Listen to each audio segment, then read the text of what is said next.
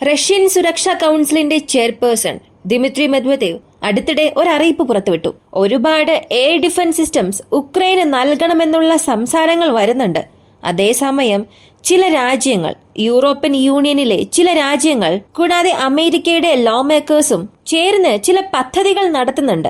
1990കളിൽ ഉക്രൈനിൽ നിന്ന് റഷ്യയിലേക്ക് തിരികെ കൊടുത്ത ആണവായുധങ്ങളെ പോലെ നമ്മളും എന്തുകൊണ്ട് ഉക്രൈൻ ആണവായുധങ്ങൾ തിരികെ എടുക്കുന്നതിനുള്ള സഹായം ചെയ്തുകൂടാ? റഷ്യക്കെതിരെ ഉക്രൈൻ നമ്മൾ നൽകുന്ന ഒരു വലിയ സുരക്ഷ, സെക്യൂരിറ്റി ഗ്യാരണ്ടി, സെക്യൂരിറ്റി അഷ്യൂറൻസ് ഈ ആണവായുധങ്ങൾ തിരികെ നൽകുന്നതായിരിക്കും. ഇങ്ങനെയുള്ള ചില വാർത്തകൾ പുറത്തു വരുന്നുണ്ട്. ഇത് സത്യത്തിൽ റഷ്യയുടെ നിലനിൽപ്പിന് ഒരു വലിയ ഭീഷണിയായി മാറും. എന്നാൽ ഇവയെല്ലാം ഞങ്ങളെ കൊണ്ടും കൺട്രോൾ ചെയ്യാൻ സാധിക്കും. റഷ്യക്കെതിരെ ഉക്രൈൻ ആണവായുധങ്ങൾ നൽകണമെന്നുള്ളത് നിങ്ങളെ കൊണ്ട് ചിന്തിക്കാൻ കഴിയുമെങ്കിൽ അമേരിക്കയുടെ ശത്രുക്കൾക്ക് ഞങ്ങളെ കൊണ്ടും ആണവായുധം നൽകാൻ സാധിക്കും. ആണവായുധം നൽകുക മാത്രമല്ല, നേരിട്ട് ഞങ്ങളെ കൊണ്ട് ഒരു പൂർണ്ണമായും പ്രവർത്തിക്കുന്ന മോഡൽ നൽകാൻ കഴിയുമെന്ന ഒരു വലിയ അറിയിപ്പ് റഷ്യയുടെ പക്കൽ നിന്നും ഇന്നലെ വന്നു. ഇതിൽ എന്തൊക്കെ സാധ്യതകളാണ് ഉള്ളത്? സത്യത്തിൽ ഒരു രാജ്യം വിചാരിച്ചാൽ ആണവായുധം എടുത്ത് മറ്റു രാജ്യത്ത് കൊടുക്കാൻ സാധിക്കുമോ? ഇതിലുള്ള പ്രശ്നങ്ങൾ എന്തെല്ലാം?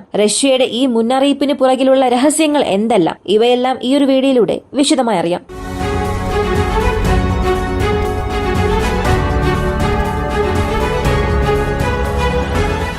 Nuclear weapons of mass destruction. ഒരു രാജ്യത്തെ മുഴുവനും നശിപ്പിക്കണം എന്നുണ്ടെങ്കിൽ സാധ്യമായ എളുപ്പമാർഗം, കൂടാതെ വളരെ ക്രൂരമായ ഒരു മാർഗം, അത് ഈ ആണവായുധമാണ്. ഇന്നത്തെ സാഹചര്യത്തിൽ ലോകത്തിലെ ചില രാജ്യങ്ങളുടെ പക്കൽ മാത്രമാണ് ആണവായുധ സാങ്കേതിക വിദ്യയുള്ളത്, അല്ലെങ്കിൽ ആണവായുധം നിർമ്മിച്ച് അത് പ്രവർത്തിക്കുന്ന കണ്ടീഷൻ വെച്ചിട്ടുള്ളത്. ഇതിൽ ഒരുപാട് രാജ്യങ്ങൾ ഉണ്ട്. പക്ഷേ ലോകത്തിലെ 90% ആയുധങ്ങളും റഷ്യ, അമേരിക്ക ഈ രണ്ട് രാജ്യങ്ങളുടെ നിയന്ത്രണത്തിലാണ് ഉള്ളത്. അപ്പോ ഈ രണ്ട് രാജ്യങ്ങളും ആണവായുധങ്ങളെ സംബന്ധിച്ച് അചഞ്ചലമായ രാജാക്കന്മാരായാണ് ഇപ്പോഴും തുടരുന്നത്. ഭാവിയിലും അത് അങ്ങനെ തന്നെ ആയിരിക്കും. ഇവർക്ക് അടുത്തു വരുന്നത് ചൈന മാത്രമായിരിക്കും. മറ്റു രാജ്യങ്ങളുടെ പക്കൽ നോക്കിയാൽ 150 ആ ഒരു റേഞ്ചിൽ മാത്രമേ ആണവായുധം ഉള്ളൂ.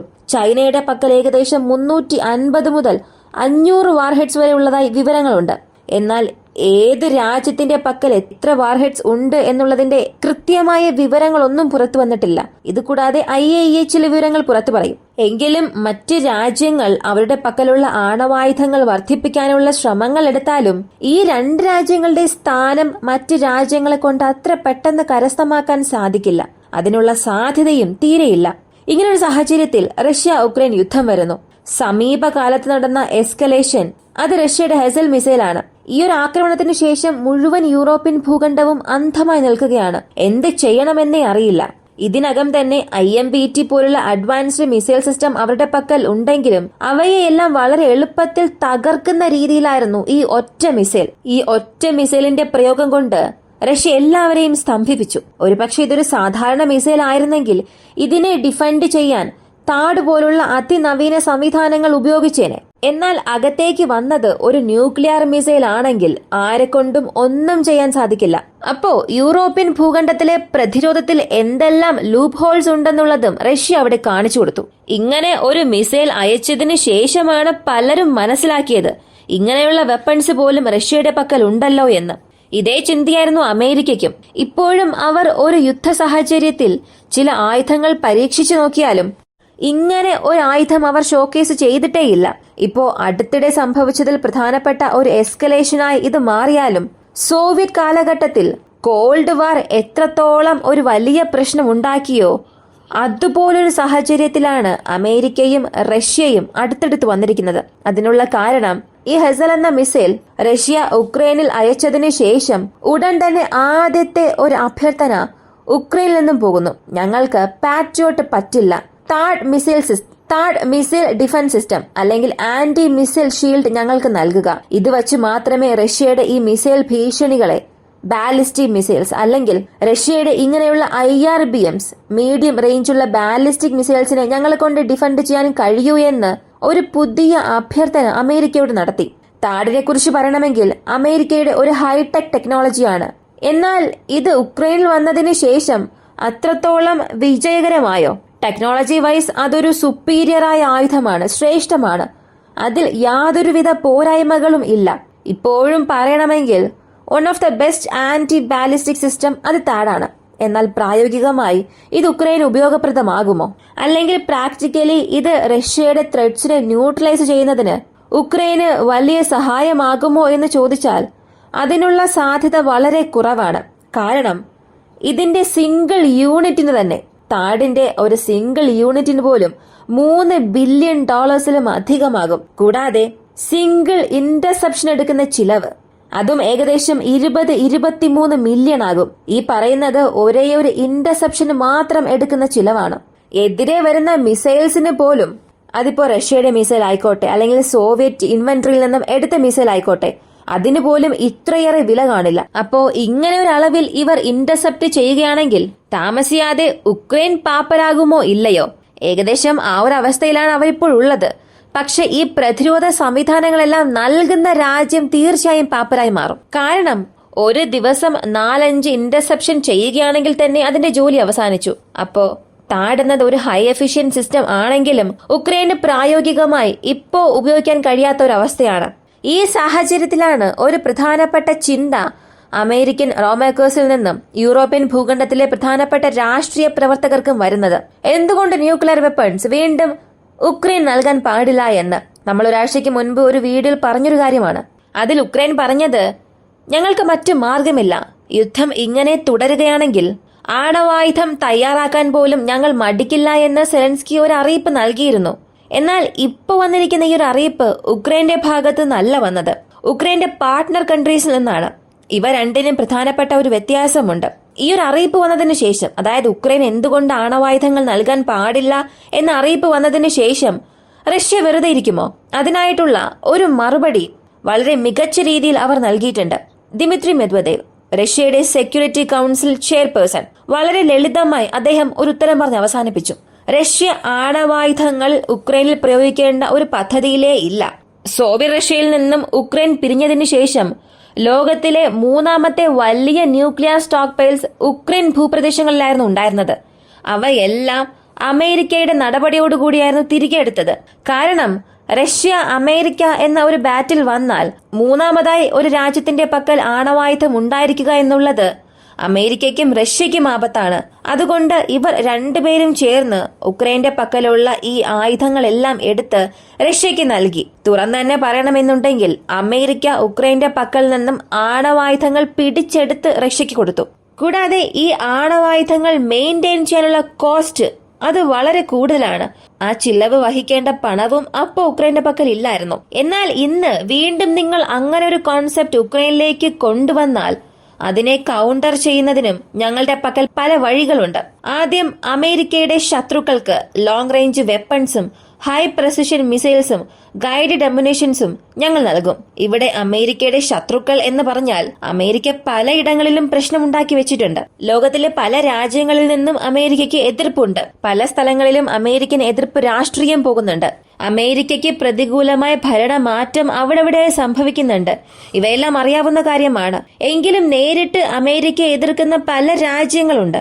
അതിൽ പ്രധാനമായും മിഡിൽ ഈസ്റ്റ്. ഈ മിഡിൽ ഈസ്റ്റ് ഒരു വലിയ ഗെയിം ചേഞ്ചറായി മാറും.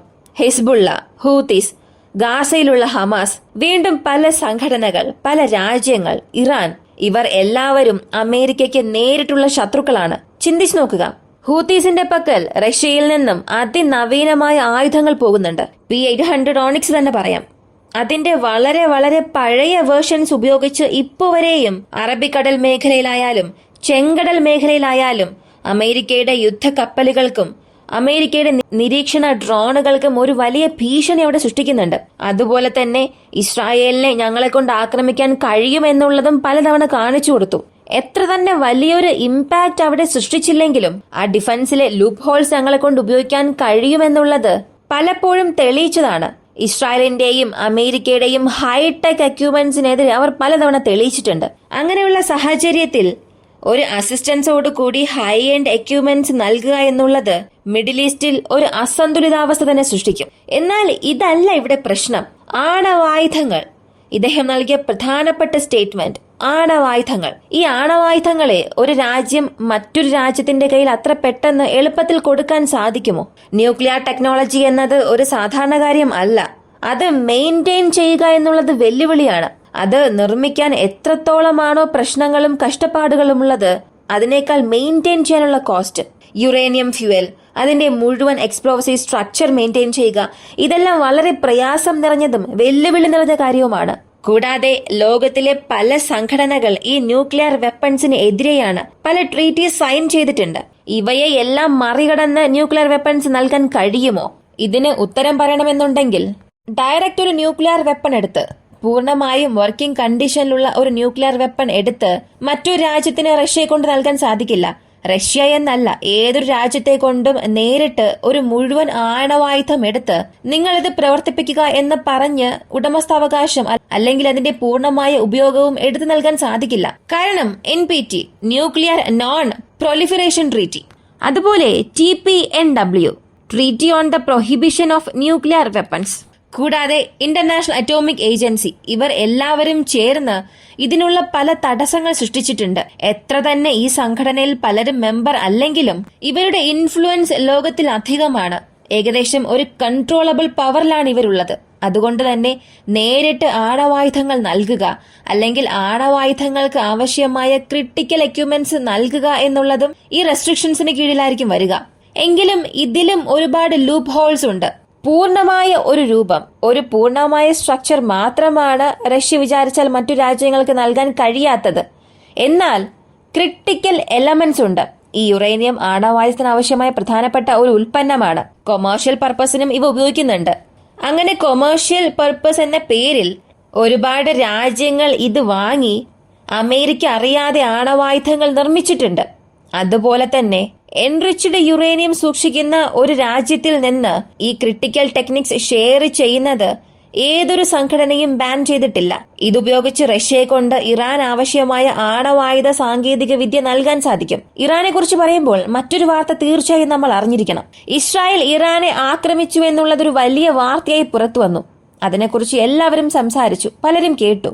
എന്നാൽ 2 ദിവസം മുൻപ് UN ന്യൂക്ലിയർ വാച്ച്ഡോഗ് ഇറാനെതിരെ ഒരു വലിയ ബാൻ നടപ്പിലാക്കാൻ ശ്രമം നടത്തി. അങ്ങനെ ഒരു അറിയിപ്പ് വന്നതിന് ശേഷം പുതിയതായി ഒരു ഹൈ ടെക്നോളജൈസ്ഡ് സെൻട്രിഫ്യൂജ് സിസ്റ്റം ഇറാൻ അവരുടെ രാജ്യത്തിൽ ഇൻസ്റ്റാൾ ചെയ്തിട്ടുണ്ട്. ഇത് എത്ര പേർക്ക് അറിയാം, അല്ലെങ്കിൽ എത്ര പേർ ഈ ഒരു വാർത്ത കേട്ടിട്ടുണ്ടാകും എന്നറിയില്ല. അപ്പോ ഇതും നിങ്ങളോട് പറയണം എന്ന് ആഗ്രഹിക്കുകയാണ്. അപ്പോ ഇറാന്റെ പക്കലും ഇതിനകം ന്യൂക്ലിയർ പ്രോഗ്രാം ഉള്ളപ്പോൾ ആവശ്യമായ critical components, critical equipments Russia അവർക്ക് ഷെയർ ചെയ്യുകയും ന്യൂക്ലിയർ വെപ്പൺസിന്റെ പ്രൊഡക്ഷൻസ് അവിടെ വർദ്ധിപ്പിക്കാൻ സഹായിക്കാനും കഴിയും. അല്ലെങ്കിൽ റഷ്യയ്ക്കും ഇറാനും ഇടയിൽ ഒരു സെക്യൂരിറ്റി എഗ്രിമെന്റ് ഉണ്ടാക്കണം, എന്റെ അലൈസിന്റെ റെസ്പോൺസിബിലിറ്റിക്ക് വേണ്ടി. അതായത് എങ്ങനെയാണോ ബെലാറസിൽ ന്യൂക്ലിയർ വെപ്പൺസ് നിർത്തിവച്ചിരിക്കുന്നത്, അതുപോലെ ഒരു സെക്യൂരിറ്റി ഗ്യാരണ്ടി ഇവിടെ ഇറാന് നൽകാൻ നേരിട്ട് റഷ്യയുടെ ന്യൂക്ലിയർ വെപ്പൺസ് കൊണ്ടുപോയി ഇറാനിൽ റഷ്യ കൊണ്ട് നിർത്താൻ സാധിക്കും. ഇതിനെ ഏതൊരു സംഘടനയ്ക്കും തടസ്സപ്പെടുത്താൻ സാധിക്കില്ല. പ്രാക്ടിക്കലി ഇത് പോസിബിൾ ആണ്. ഈ ഒരു കോൺസെപ്റ്റിൽ റഷ്യ അവരുടെ ന്യൂക്ലിയർ വെപ്പൺസ് കൊണ്ടുപോയി അതിനെ ഓപ്പറേറ്റ് ചെയ്യാൻ ആവശ്യമായ സൈനികരെയും കൊണ്ടുപോയി ഇറാനിൽ നിർത്തുകയാണെങ്കിൽ മിഡിൽ ഈസ്റ്റിൽ തീർച്ചയായും ഒരു അസന്തുലിതാവസ്ഥ സൃഷ്ടിക്കപ്പെടും. എന്നാൽ അമേരിക്ക ഇതൊന്നും ചെയ്യാൻ അനുവദിക്കില്ല. ഇതൊക്കെ നമുക്ക് ഊഹിച്ച് പറയാൻ പറ്റുന്ന ഒരു സിനാരിയോ മാത്രമാണ്. ഒരു പക്ഷേ ഉക്രൈന് ആണവായുധങ്ങൾ നൽകാനുള്ള ശ്രമങ്ങൾ എടുത്താലോ, അല്ലെങ്കിൽ അമേരിക്ക പുറകിൽ നിന്ന് ഇതുപോലുള്ള കൂടുതൽ സപ്പോർട്ട് നൽകാനുള്ള ശ്രമങ്ങൾ എടുത്താലേ ഇങ്ങനെയൊക്കെ സംഭവിക്കുകയുള്ളൂ. എന്നാൽ ഇപ്പോൾ വരെയും ഇതൊക്കെ വെറും ഊഹാപോഹങ്ങൾ മാത്രമാണ്. ഇതൊക്കെ സംഭവിക്കുന്നതിന് മുൻപ് തന്നെ ഒരുപക്ഷെ വീണ്ടും അമേരിക്കൻ മെയ്ഡ് വെപ്പൺസ് വെച്ച് ഉക്രൈൻ റഷ്യൻ ടെറിട്ടറിയിൽ സ്ട്രൈക്ക് നടത്തുകയാണെങ്കിൽ അതൊരു വലിയ പ്രശ്നമായി തന്നെ അവസാനിക്കും. അതുവരെയും ഈ പ്രശ്നം പോകില്ല എന്ന് തന്നെ വിശ്വസിക്കാം. എന്നാൽ കോൾഡ് വാർ സമയത്ത് സംഭവിച്ച ഒരു സിനാരിയോ പോലെ ഇപ്പോ സംഭവിച്ചാൽ അത് ഈ ലോകത്തിനൊരു നല്ല കാര്യമേ ആയിരിക്കില്ല. എത്രയും പെട്ടെന്ന് റഷ്യ ഉക്രൈൻ യുദ്ധം അവസാനിച്ചാൽ മാത്രമേ ഈ എസ്കലേഷൻസിനെല്ലാം ഒരു അറുതി വരികയുള്ളൂ. ഈ ഒരു വീഡിയോ കുറിച്ചുള്ള നിങ്ങളുടെ അഭിപ്രായം കമന്റിൽ പറയുക. വീഡിയോ ഇഷ്ടമായാൽ ലൈക്ക് ചെയ്യുക, ഷെയർ ചെയ്യുക. നമ്മുടെ ചാനൽ ആദ്യമായി കാണുന്നവരാണെങ്കിൽ മറക്കാതെ സബ്സ്ക്രൈബ് ചെയ്ത് സപ്പോർട്ട് ചെയ്യുക. മറ്റൊരു വീഡിയോയുമായി വീണ്ടും കാണാം.